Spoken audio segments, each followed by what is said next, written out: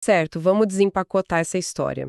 Pense em tentar construir uma casa inteira, do zero, só que a caixa de ferramentas está, completamente vazia. É, um belo de um problema, né? Exato. E o que a gente faz? A única saída é bater na porta dos vizinhos para pedir martelo, prego, essas coisas emprestadas. E, incrivelmente, foi bem assim que a psicopatologia começou. Uhum, sem as próprias ferramentas. E isso, a psicologia da época, não tinha as palavras e os recursos certos para descrever a mente humana, então ela precisou pegar ferramentas conceituais da filosofia, tipo aquela ideia de crise existencial, sabe? Sim, e da literatura também, com todas aquelas narrativas bem densas de angústia e dor. Nossa, sim. Então, a nossa imersão de hoje mergulha fundo nos textos históricos do Everton Andrade, justamente para entender a raiz do sofrimento psíquico. E o objetivo principal aqui é traduzir tudo isso da forma mais simples possível para quem nos acompanha. Porque não estamos falando só dos transtornos muito graves, mas daquelas variações bem sutis do que a gente costuma chamar de normal. E essa imagem da caixa de ferramentas faz todo sentido prático. A área precisou improvisar muito antes de conseguir se firmar mesmo como uma ciência independente. Muito tempo de improviso, né? Com certeza. Tipo, o termo psicopatologia surgiu lá atrás, em 1817, com Jeremy Bentham, mas a fundação dessa casa ganhou estrutura de verdade com 3 mentes clássicas. Eles que desenvolveram as primeiras ferramentas próprias de análise. Que seriam o Kraepelin, o Freud e o Jaspers, certo? Isso mesmo. O Emil Kraepelin, por exemplo, não era só um cara catalogando doenças. Ele, passou anos e anos rastreando padrões de sintomas em milhares de pacientes. Tudo isso para tentar prever como essas doenças iam evoluir lá no futuro. Prever o curso do problema na vida da pessoa. Exato. Aí, do outro lado, a gente tem o Sigmund Freud.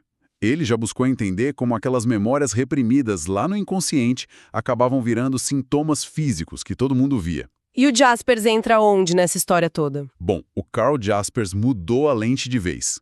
Ele focou muito em como cada pessoa vivenciava a própria realidade de forma totalmente subjetiva. Essa parte do Jaspers muda muito o jogo, porque ele traz uma separação crucial entre explicar e compreender o sofrimento psíquico. Nossa, e o que é fascinante aqui não é só a teoria, é o impacto prático disso na clínica.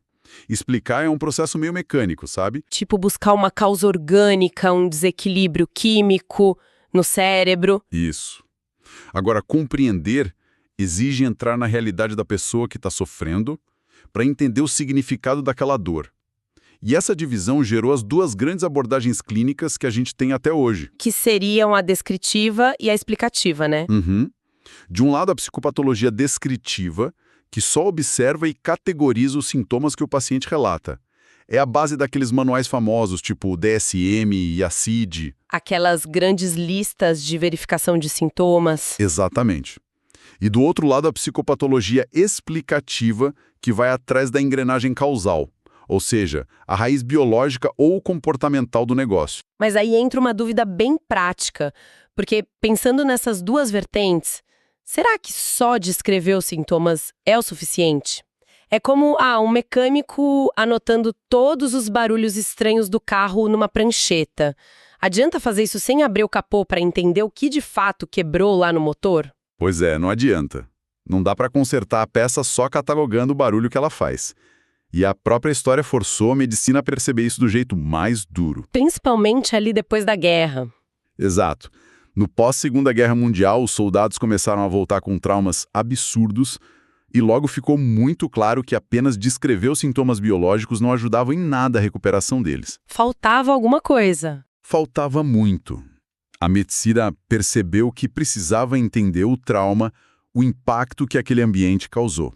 Foi uma necessidade prática, a realidade batendo na porta que obrigou o tal mecânico a juntar a prancheta de anotações com a caixa de chaves de fenda.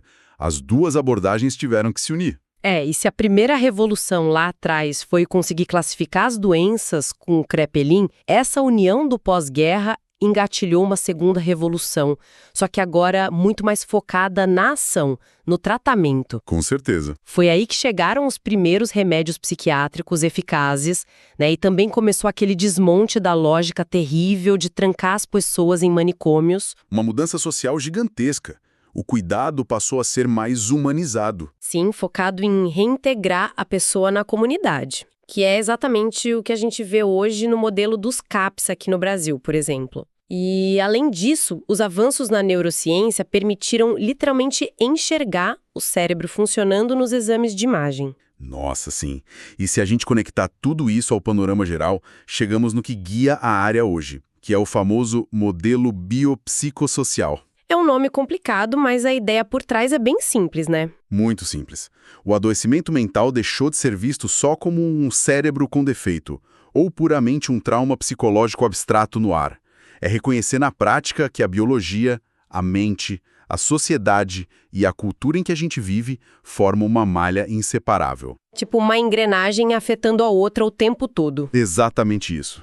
Improvisadas e listas frias para uma ciência profundamente humanizada. E o que tudo isso significa, assim, no fim das contas? Significa que a ciência mostra que existe um contínuo, uma linha sem interrupções entre o que é o comportamento normal e o patológico. A base de ambos opera com as mesmas regras mentais.